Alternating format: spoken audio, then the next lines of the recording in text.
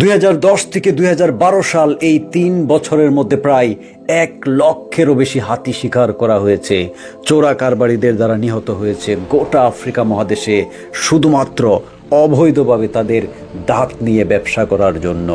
বিশেষজ্ঞরা বলছেন যে 1910 সাল থেকে 2016 সাল পর্যন্ত গোটা আফ্রিকা মহাদেশে প্রায় 12 মিলিয়ন অর্থাৎ 1,20,00,000-এর মতো এইরকম বিশাল বিশাল কালো কালো হাতি ছিল।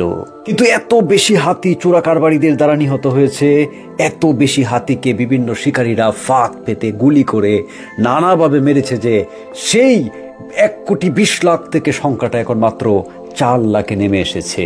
কেউ কেউ এমনও ধারণা করছেন যে প্রতি বছর এখনো এই যুগে এসেও প্রায় 20,000-এর মতো হাতি মারা যায় আফ্রিকায়, এবং এর প্রধান কারণ হলো হাতির যে মূল্যবান দাঁত, সেই দাঁত থেকে নিত্য প্রয়োজনীয় নানা ধরনের সাজ সামগ্রী, সরঞ্জাম, ঘরের আসবাবপত্র তৈরি করা হয়, এবং আফ্রিকা থেকে এই হাতিগুলোকে মেরে এদের দাঁতগুলো সংগ্রহ করে সেগুলো বিভিন্ন দেশে যেমন চীন এবং দক্ষিণ এশিয়ার বিভিন্ন বাজারে চলে যায় এবং সেখানে চড়া দামে বিক্রি হয় এই দাঁতগুলো।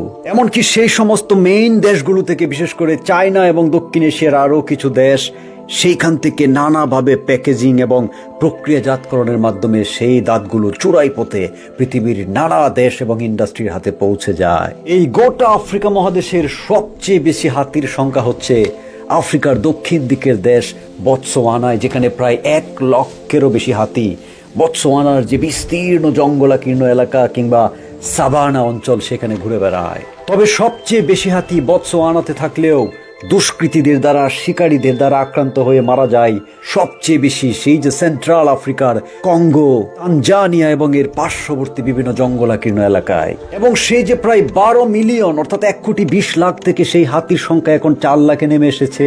এটার আরেকটা প্রধান কারণ হলো গোটা আফ্রিকা জুড়ে এত বেশি, এত দ্রুত এই হাতিদেরকে মারা হচ্ছে দাঁতের জন্য যে হাতি যেই পরিমাণ স্লো গতিতে বংশবৃদ্ধি করে, সেটা এই যে মিসিং জনসংখ্যা হাতির, সেটা পূরণ করে উঠতে পারে না। কারণ একটা মা হাতি 4 থেকে 5 বছরে মাত্র সাধারণত একটা বাচ্চা জন্ম দেয়, যেটা তাদের যে মৃত্যুর রেট সেই অনুযায়ী খুবই কম। তবে ইদানিংকালে বিভিন্ন পরিবেশবাদী সংগঠন, বিভিন্ন প্রাণী অধিকার সংগঠন এবং সরকারি বেসরকারি চাপের ফলে আফ্রিকার বিভিন্ন দেশে বিভিন্ন ধরনের প্যাট্রোলিং উদ্যোগ নেওয়া হয়েছে, যাতে করে এই সমস্ত দুষ্কৃতিকারীরা কিংবা অবৈধভাবে এই বিশাল বিশাল হাতিগুলোকে মেরে মেরে দাঁত সরবরাহ কিংবা চোরা কারবারির কাজগুলো না করতে পারে।